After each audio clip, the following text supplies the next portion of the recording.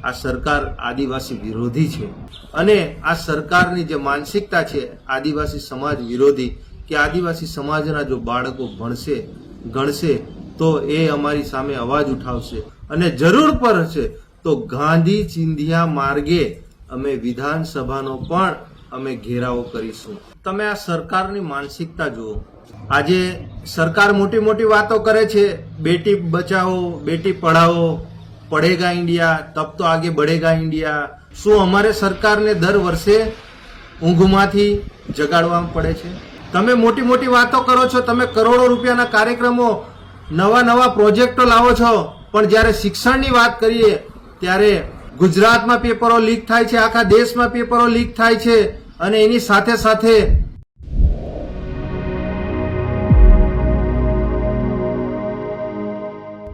નમસ્કાર, તમે જોઈ રહ્યા છો ગુજરાત પ્લસ ન્યૂઝ અને હું છું મમલ। એસટી, એસસી અને ઓબીસી સમાજના વિદ્યાર્થીઓને મળતી સ્કોલરશિપના મામલે હવે સરકાર સામે ગંભીર સવાલો ઊભા થયા છે। સ્કોલરશિપના મામલે આપ નેતા નિરંજન વસાવાએ સરકાર સામે આકરા પ્રહારો કર્યા છે। શું છે સમગ્ર મામલો? નિરંજન વસાવાએ શું કહ્યું, આવો સાંભળીએ।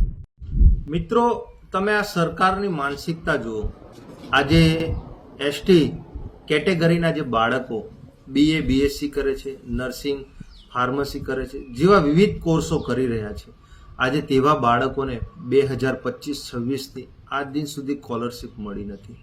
ગત વર્ષે પણ અને અગાઉ 2-3 વર્ષ પહેલા પણ આ સરકાર આ જ કરી રહી છે વર્ષોથી। આજે સરકાર મોટી મોટી વાતો કરે છે, બેટી બચાવો બેટી પઢાઓ, पढ़ेगा इंडिया तब तो आगे बढ़ेगा इंडिया, ભણશે ગુજરાત આગળ વધશે ગુજરાત। પણ જ્યારે આ ડબલ એન્જિનની જે સરકાર છે, જે કેન્દ્રમાં અને રાજ્યમાં, આજે કેન્દ્ર સરકાર દ્વારા ગુજરાતમાં જે સ્કોલરશિપ બાબતે જે ગ્રાન્ટ ફાળવવામાં આવે છે, કેન્દ્ર સરકાર દ્વારા 1 રૂપિયો પણ આજ દિન સુધી ફાળવવામાં આવ્યો નથી। રાજ્ય સરકાર આ બાબતે કોઈ નિર્ણય લઈ શકતી નથી, જેના લીધે ગયા વર્ષે પણ ઘણા બાળકોએ પોતાનું શિક્ષણ અધૂરું મૂકી અને એ લોકોએ શિક્ષણ છોડવું પડ્યું હતું। આ વર્ષે પણ આ જ પરિસ્થિતિ આવી રહી છે। શું અમારે સરકારને દર વર્ષે ઊંઘમાંથી જગાડવામાં પડે છે કે બાળકો આજે એસસી એસટી ઓબીસી તમામ સમાજના આજે લાખોની સંખ્યામાં 9 લાખથી પણ વધુ બાળકોની સ્કોલરશિપ આજે પણ લટકતી તલવારની જેમ લટકી રહી છે। શું આપણા ગુજરાત સરકાર કે કેન્દ્ર સરકારની નીતિ શું આ બાળકોને સારું શિક્ષણ આપવાની ફરજ છે કે નથી? આ લોકોને સ્કોલરશિપ પૂરી પાડવાની ફરજ છે કે નથી? આજે ઘણા બાળકો આ તમારી સ્કોલરશિપના લીધે આજે એ લોકોનું ભવિષ્ય અંધારામય થઈ રહ્યું છે। તમે મોટી મોટી વાતો કરો છો, તમે કરોડો રૂપિયાના કાર્યક્રમો નવા નવા પ્રોજેક્ટો લાવો છો, પણ જ્યારે શિક્ષણની વાત કરીએ ત્યારે આ સરકાર આ શિક્ષણ બાબતે કોઈ પણ બોલવા તૈયાર નથી।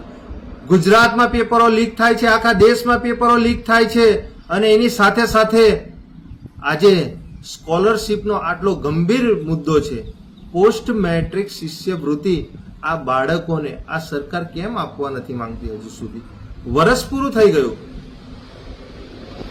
જો સરકાર આવનારા 15 દિવસ સુધીમાં જો શિષ્યવૃત્તિ આ તમામ બાળકોને જો નહીં આપે, નહીં ચૂકવે, તો આવનારા દિવસોમાં જરૂર પડશે તો બિરસા મુંડા ભવનનો પણ અમે ગાંધીનગર ઘેરાવો કરીશું અને જરૂર પડશે તો ગાંધી ચિંધિયા માર્ગે અમે વિધાનસભાનો પણ અમે ઘેરાવો કરીશું।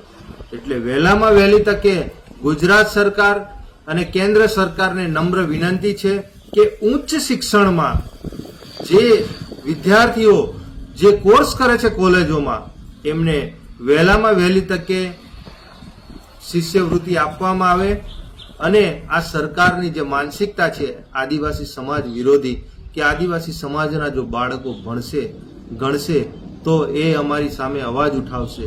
ક્યાંક ને ક્યાંક અમને એમ જ લાગી રહ્યું છે કે આ સરકાર જે આ શિષ્યવૃત્તિ આજે 1 વર્ષ થઈ ગયું પણ તેમ છતાં નથી આપતી, એટલે આ સરકાર આદિવાસી વિરોધી છે। નિરંજન વસાવાની વાતથી પહેલા સહેમત છો, શું વિચારો છો, કમેન્ટ કરીને જરૂરથી જણાવજો અને સમાચારની વધુ માહિતી માટે ગુજરાત પ્લસને સબસ્ક્રાઇબ કરવાનું ભૂલતા નહીં. નમસ્કાર.